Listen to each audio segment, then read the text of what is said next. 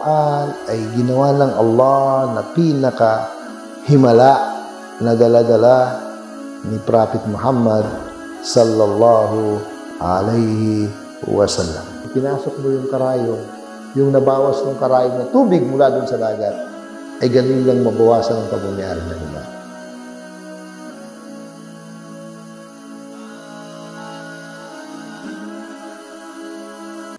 Rolling, episode 35, take 1, gap 1, and 3, 2, 1. Bismillahirrahmanirrahim. Alhamdulillahi Rabbil Alamin. Wassalatu wassalamu ala ashrafil anbiya'i wa sayyidil mursalin. Nabiyyina Muhammadin wa ala alihi wa sahbihi ajma'in. Amma ba'du, assalamualaikum warahmatullahi wabarakatuh. Mga minamahal po namin na mga kapatid at mga giliw namin na taga-subaybay, ipagpatuloy pa rin natin ang ating pagpapaliwanag dito sa katibayan ng banal na Quran bilang batas ng Allah Subhanahu wa Ta'ala. At kung gaano katotoo ang mga kwento nito, na katulad ng sinabi natin, yung mga ikinuwento ng banal na Quran, lalo-lalo na hinggil sa mga propeta, ay marami pa tayong makikitang bakas kung saan nangyari o kung saan ang pinangyarihan ng mga pangyari na ikinikwento ng banal na Quran. Yun ang mahalaga kasi sa katotohanan, mga kapatid, ay talagang papakita ng Allah ang lahat ng katibayan para wala na tayong ikakatuwiran sa kabilang buhay. Sino man ang tumanggap sa katotohanan ito, ay mapa sa kanya ang pagmamahal ng Allah at ang paraiso sa kabilang buhay. Sino man ang hindi tatanggap, ay siya naman ang kamumuhian ng Allah at kanyang parusahan sa impyernong apoy magpasawalang hanggan. Kaya ganun ang Allah Subhanahu wa Ta'ala, nilino niya ng pagkalinaw-linaw ang mga katibayan upang wala nang ikakatuwiran ng sino mang tatanggi. Sino man ang tatanggi sa katotohanan, wala na siyang ikakatuwiran sa kabilang buhay. Mga kapatid, kung ang kaharap ng propeta o sugo ng Allah o sino man nagpapaliwanag ng Islam ay naniniwala na mayroong tunay na Diyos na tagapaglikha na dapat sambahin, dahil sa kanyang paglikha sa kanya na mayroong paniniwala sa Allah Subhanahu wa Ta'ala, hindi pa nabago, ay sa pamamagitan ng tanda o himala, ay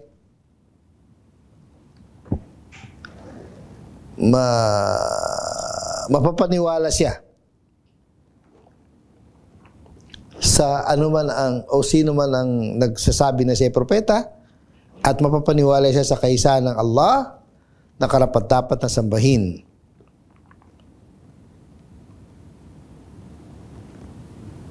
Allahu Akbar.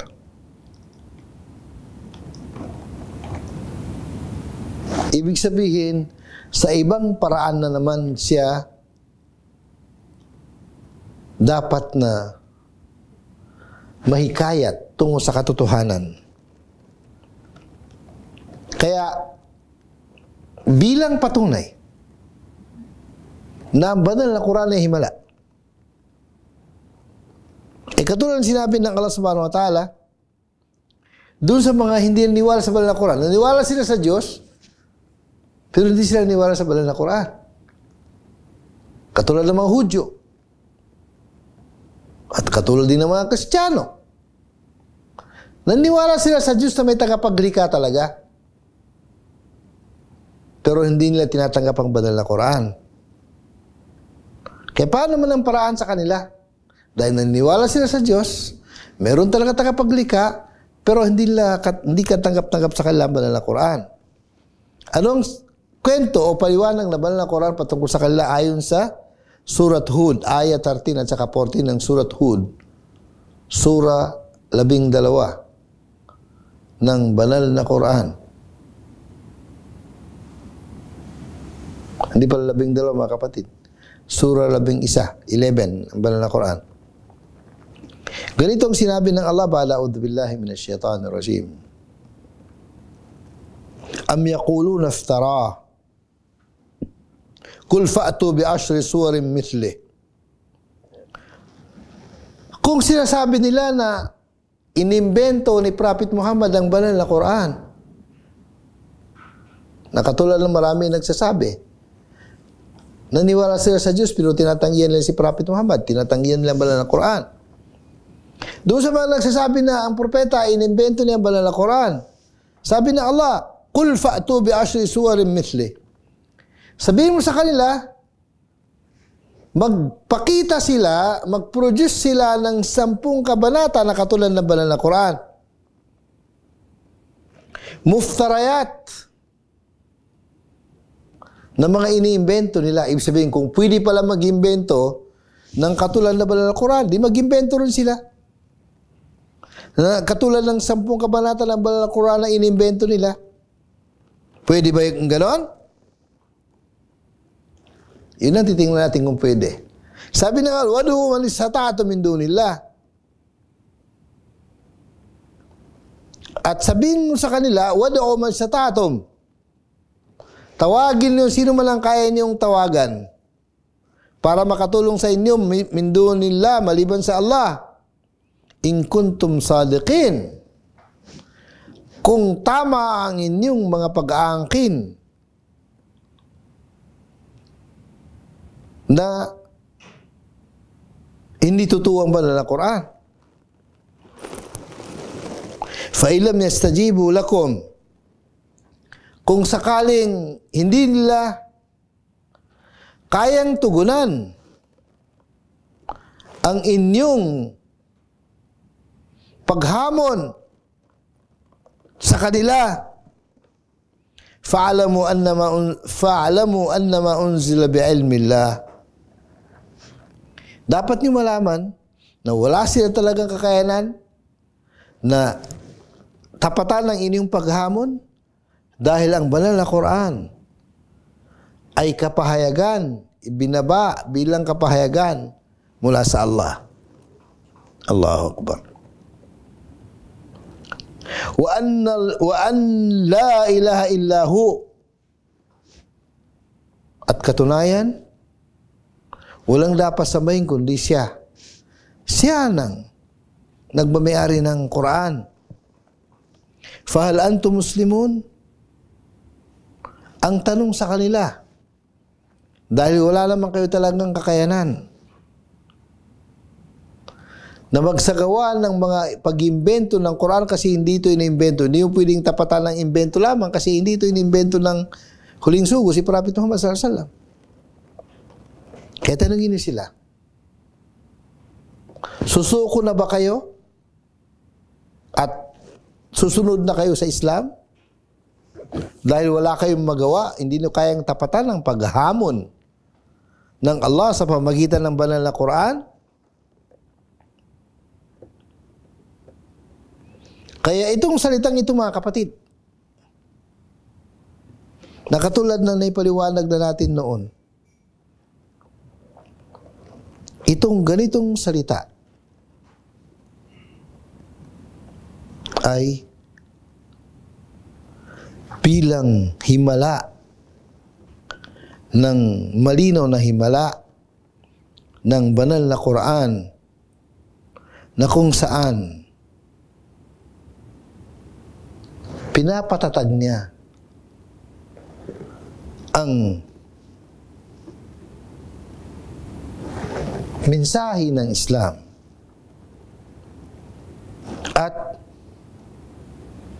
ang mensaheng ito, ganun din ang kaisa ng Allah, ay isang napakahalaga na hindi pwedeng tanggihan.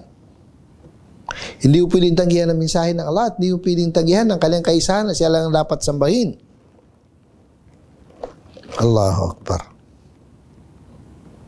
Siya lang ang dapat sambahin. Allahu Akbar. Kaya dahil doon, malinaw na ang kaisahan ng Allah bilang Panginoon na dapat sambahin ay kapag natanggap ng sino man ang ganitong paniniwala at paninindigan, ay kasama na rin doon ang paniniwala sa kanya bilang tagapaglikha at nagmamay-ari. Dahil sino man kung paano man napatunayan ng Allah ang karapat-dapat na sambahin, ay kalakip mo ng pagpapatunay siya lang ang tunay na tagapaglikha. Dahil yung nararapat na paniniwala na siya lang ang dapat sambahin ay automatically ang dahilan dahil siya lang ang tagapaglikha. Yung pagiging sabing karapatan ng Allah bilang karapat-dapat lamang na sambahin ay dahil siya lang ang tunay na bukod-tanging tagapaglikha. Allahu Akbar. Na kung kaya ang pagiging tagapaglikha ng Allah subhanahu wa ta'ala ay napapatunayan sa pagitan ng mga tanda o himala na dala-dala ng mga propeta. Yun ay katotohanan, mga kapatid, na dapat natin paniwalaan, dapat natin panghahawakan, na ang Allah subhanahu wa ta'ala, dahil sa siya lamang ang karapat-dapat sambahin, ang dahilan, dahil siya lamang ang tagapaglikha. Para bagang sinasabi natin na kung sino ang tunay na tagapaglikha, ay siya rin na nagmamay-ari ng kanyang nilikha. Siya rin ang kumukontrol ng kanyang likha. Siya rin ang nagtutustos ng pangailangan ng kanyang nilikha. Siya rin ang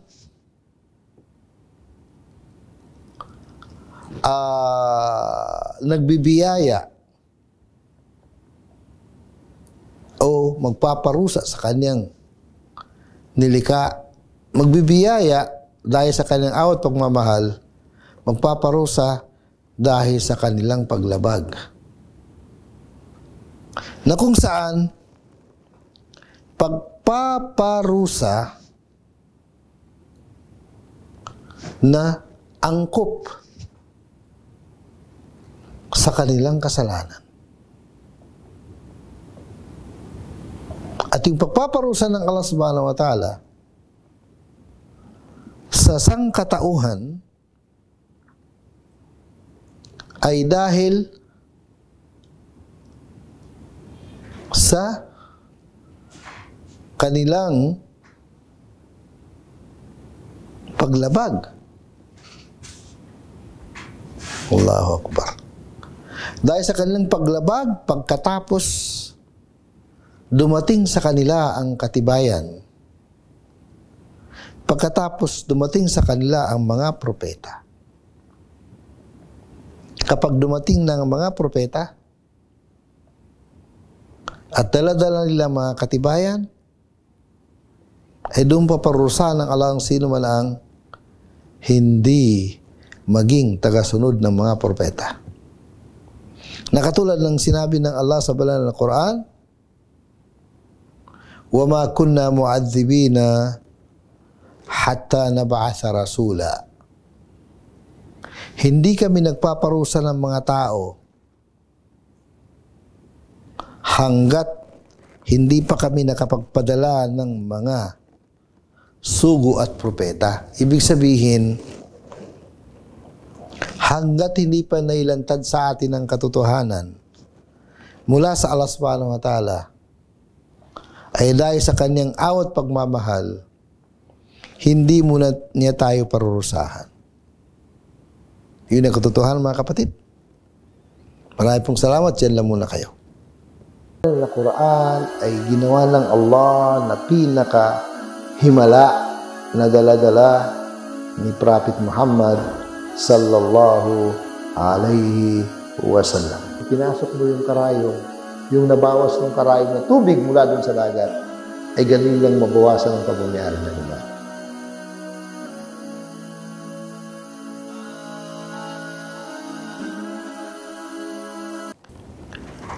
Kaya mga kapatid, sa pangalawang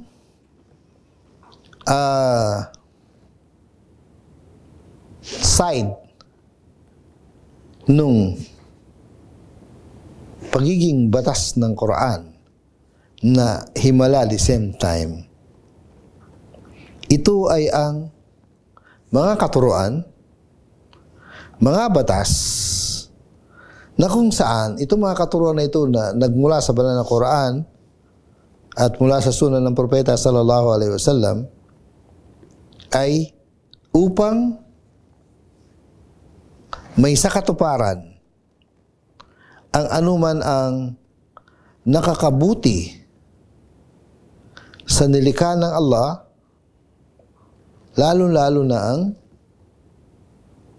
sangkatauhan, na kung saan itong mga kaalaman na ito at mga batas o sistema na ito ay dala-dala ng mga propeta o kapahayagan para sa mga propeta at mga sugo. Ngayon, ang kaalaman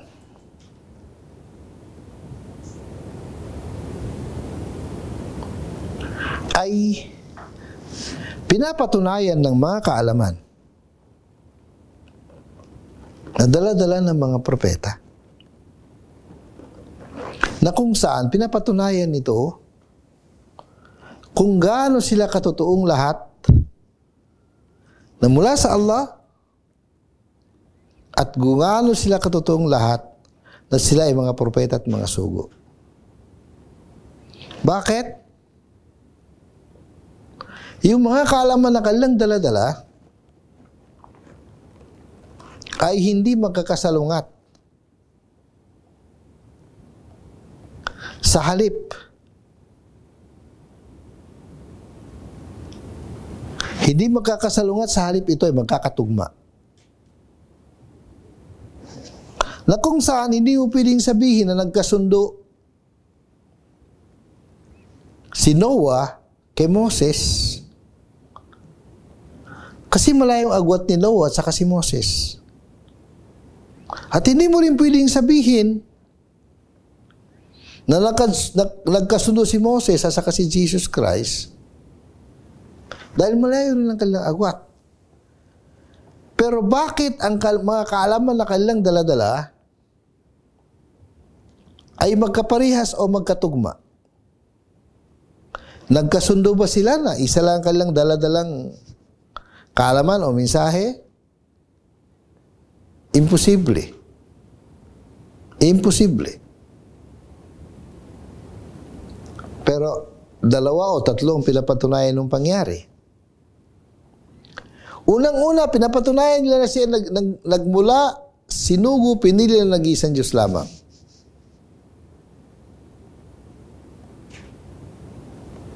Pangalawa, pinatunayan nila sila yung mga propeta. Kasi hindi namang pwedeng sabihin na ikinopya ni Isa alayhisalam ang mga kaalaman mula kay Moses. At lalong hindi pwede na ikinopya ni Prophet Muhammad sallallahu alaihi wasallam ang mga kaalaman galing kay Jesus Christ o galing kay Moses. Kaya pinapatunayan na dahil sa isa lang ang kanilang mensahe, ay una-una, isa lang ang nagpadala sa kanila. Pangalawa, propeta silang lahat. Sila yung mga propeta at mga sugo ng Allah subhanahu wa ta'ala. Kaya, hindi mo pwedeng sabihin na nagkakaisa, nagkasundo-sundo, si Noah, si Nuh, si Abraham, si Moses, si Jesus Christ, si Prophet Muhammad. Itong lima na ito na magkakalayo ang pagitan. Si Prophet Muhammad at si Jesus Christ ay almost 600 years. Hindi mo pwedeng sabihin na nagkasundo sila, na isa lang laman ng kanilang mensahe. Pero bakit isa lang laman ng kanilang mensahe? Lahat sila ay nagsasabi na ano ang kanilang sinasabi ayon sa banal na Quran, ma lakum min ilahin ghayro. Wala kayong dapat sambahin na sino man na ilah maliban sa Kanya, maliban sa Allah subhanahu wa ta'ala. Nagkakaisa silang lahat. Mula kay Adan, kay Noah, kay Hud, kay Saleh, kay Ibrahim, kay Lut, kay Shuaib, kay Musa, kay Harun, kay Daud, si Sulaiman, si Solomon, si Zakaria, si Juan Bautismo, si Jesus Christ, si Prophet Muhammad sallallahu alaihi wasallam, alaihi wassalatu wassalam. Hindi mo pwedeng sabihin na nagkasundo sila. Na isa lang ang kanilang sasabihin. Isa lang ang mensahe nila. Hindi. Pero bakit isa lang ang kanilang mensahe?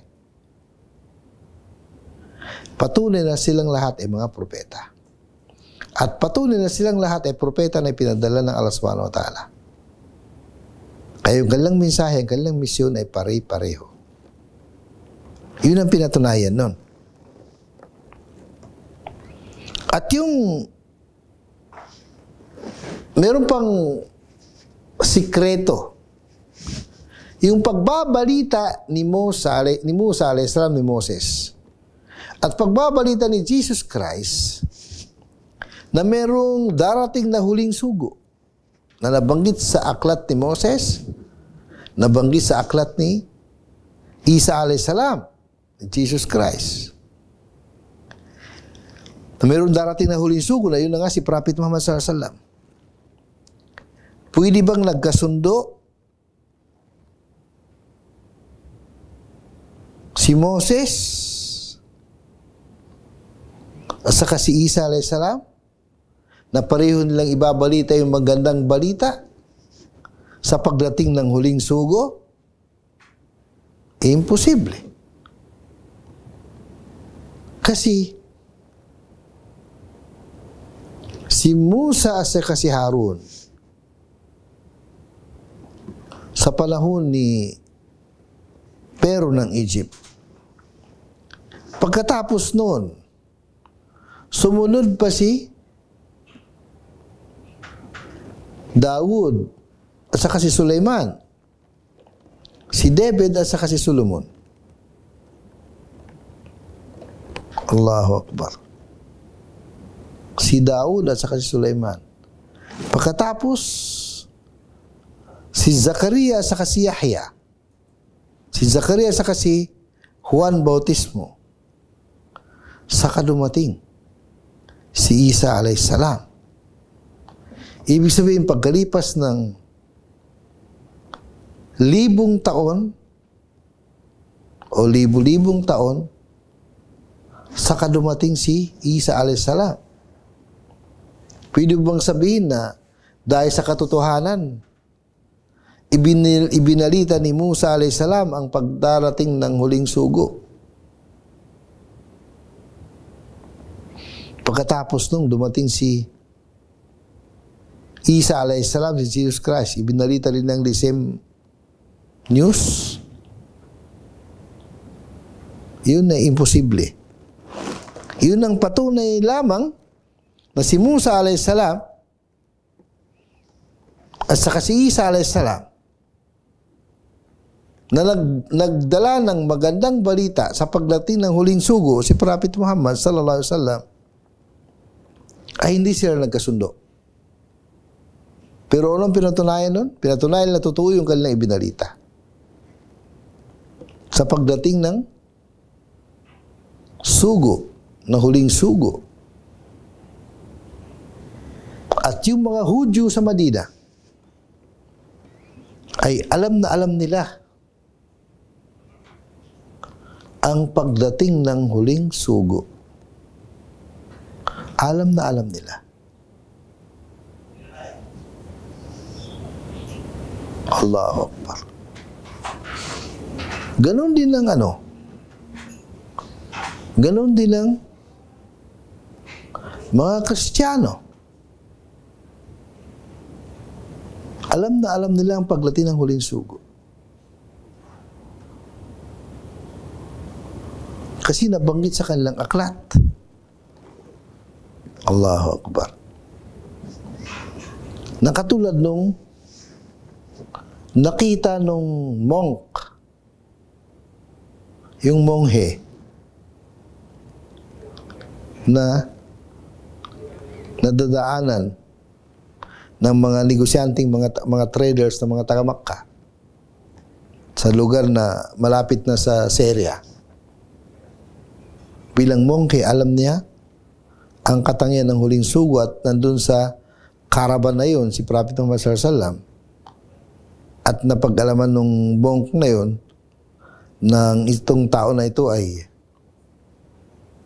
siya yung huling sugo. Sana basa ng monk sa Injil, sa Ebanghelyo ni Isa alayhisalam. At yung mga Hudyo naman sa Madina na nagsasabi na katulad ni Huyay ibn Akhtab na nagsasabi na totoo ang kanilang pinanghahawakan na katibayan, balita na nasa kanilang aklat kung ano ang katangian ng huling sugo ay nakita nila kay Prophet Muhammad sallallahu alaihi wasallam. Samantalang kayo pa rin lang sumunod. Kung paano nagkatotoo ang kaalaman na nasabi nung mongke at saka nasabi nung mga tagasunod ni Isa alayhisalam kay Salman al-Farisi kung ano ang katangian ng huling sugo. Ganon din, alam din ng mga Hudyo sa Madina kung ano ang katangian ng huling sugo na magkatugma. Paano nagkatugma? Patunay lamang ang balitang ito ay galing sa Allah subhanahu wa ta'ala. Patunay lamang na si Moses at saka si Isa alayhisalam ay propeta at sugo ng Allah. Patunay lamang ng kanilang aklat ay galing sa Allah. Na kung saan pinatunayan ng kanilang aklat kung sino ang huling sugo. Na kung kaya ito'y kanilang naibalita ayon sa kanilang aklat. Allahu Akbar. Ayon sa kanilang aklat. Kaya lahat ng mga ito, mga kapatid, ay patunay lamang pinapatunayan nung kaalaman na dala-dala dala-dala ng kanilang mga aklat. Kung gaano katotoo yung kaalaman na yaon. Allahu Akbar. Kaya napapatunayan nila ang mga ganitong katotohanan na which is walang pag-aalilangan. Allahu Akbar. At kahit gaano pilit na pinapalitan ng mga Hudyo sa ngayon, ganun na rin ang mga Kristiyano, ang mga katibayan na ito. Ay maraming sa mga katibayan na ito na hindi na pwedeng burahin. Wala na silang kakayanan para burahin.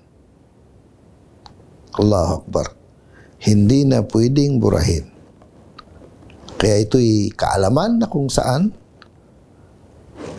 matatag na kaalaman.